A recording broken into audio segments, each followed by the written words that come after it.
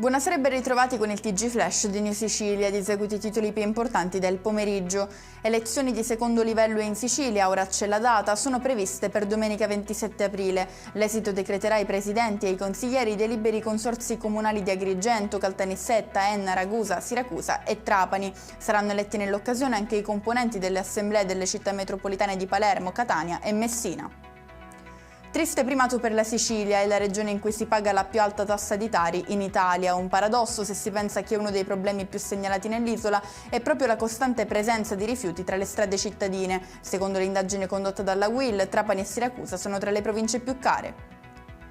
Ora la cronaca con un'operazione della Guardia di Finanza che ha colpito l''ndrangheta, 12 le persone sottoposte a misure cautelari con l'accusa di associazione mafiosa finalizzata alla commissione di reati tributari, numerose le province italiane coinvolte, tra cui Catania.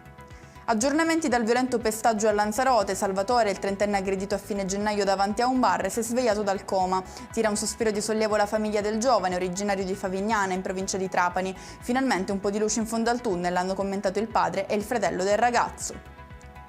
In chiusura le previsioni meteo per domani in Sicilia, non si esclude la presenza di piogge sparse sulla regione, che però con molta probabilità si riveleranno di scarsa importanza. Nessun impedimento dunque per gli innamorati che vorranno trascorrere un San Valentino sereno a lume di candela.